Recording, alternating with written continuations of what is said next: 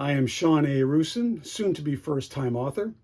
Welcome to my YouTube channel where you can get periodic updates on everything to do with my very first novel, Becoming God's Right-Hand Man, The Making of a Physician Assistant.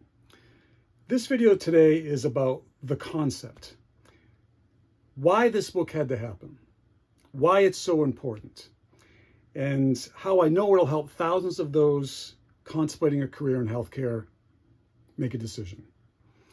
In the mid-1990s, I transitioned my life away from music and into medicine.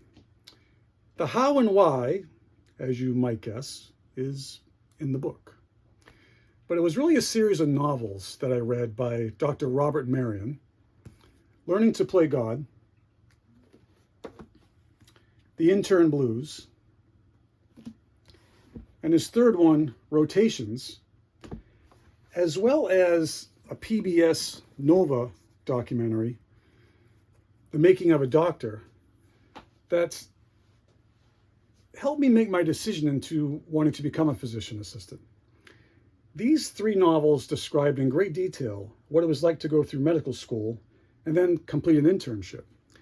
In two of these books, three interns kept tape-recorded journals while completing their internship year, and those entries became the foundation for the story. During the process of trying to figure out if I wanted to make a commitment to becoming a doctor or a PA, however, I noticed that there wasn't a single book out there that described what it was like to go through a PA program. There were a ton of books out there, including the three I just mentioned, detailing the life of medical students and interns. So it was at that point that I vowed if I ever got accepted to PA school, I'd write a book about my journey.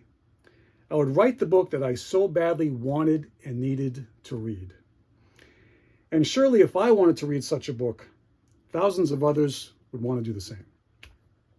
This book is not only for any person contemplating a career in medicine, but for anyone who just wants a really cool, inspirational, wacky story about how I went from hairband, of which I have none, over to healthcare. So, after my sophomore year at the Rochester Institute of Technology, I wrote a book proposal and presented it on March 23rd, 1999. This is the actual first copy, the only copy I have of the book proposal. The working title of my book at the time was PA to Be. And I actually had this as a vanity plate in my car for many years leading up to my graduation. This proposal outlined the concept of the book, and that was to have myself and a few of my other fellow PA students in the program carry a little micro cassette recorder everywhere that we went for the final 2 years of our 4-year program. The directives were to be as honest as possible. It had to be real and raw. I hand-selected 4 of the students out of the 25 in my program, and each of them agreed to take on the project. In 2001, when those 2 years were finally over and we had graduated, I collected all 46 tapes and began transcribing them. Here are my 12 tapes right here. I even went on to purchase a transcription machine, but rather quickly, after a couple of years, gave up. The process was completely overwhelming. So I found a medical transcriptionist and cut her a check.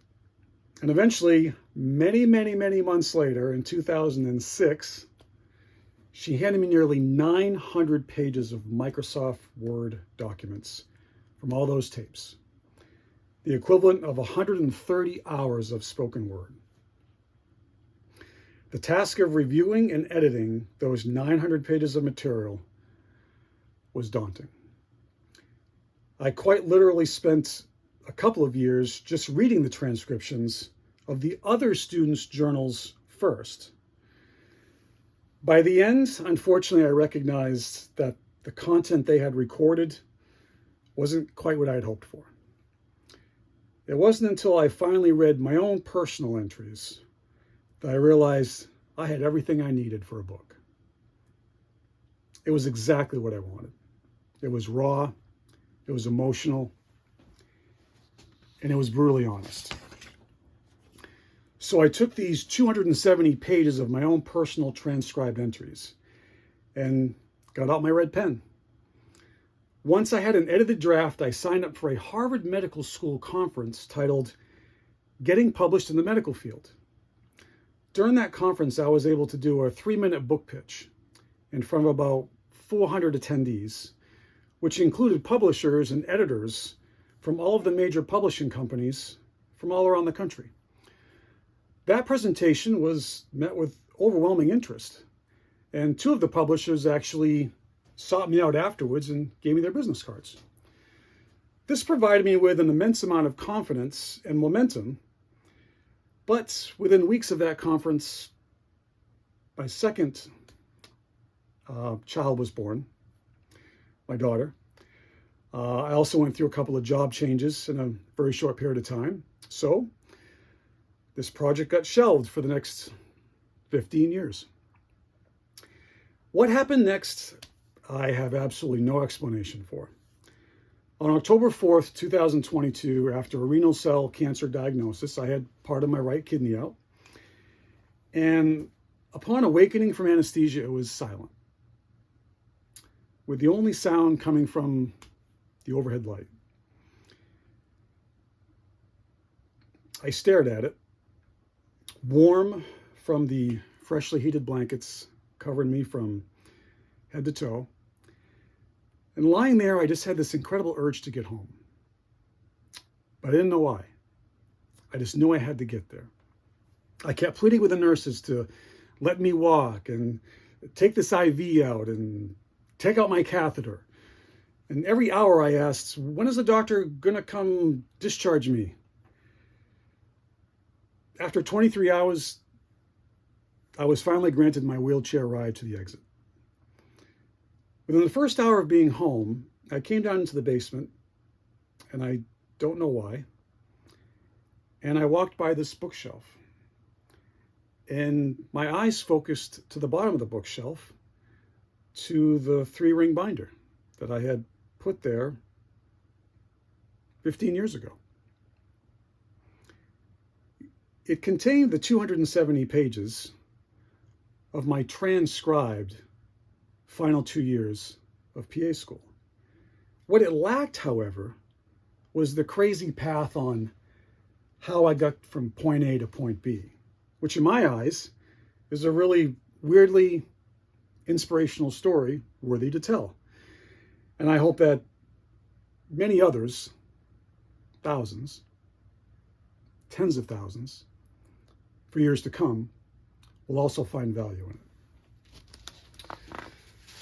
So in the 13 days after my surgery, the book just poured out of me. I could not stop writing. The word vomit was real.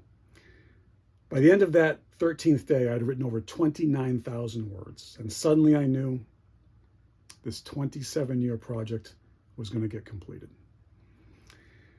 Laying under that light, still superficially sedated,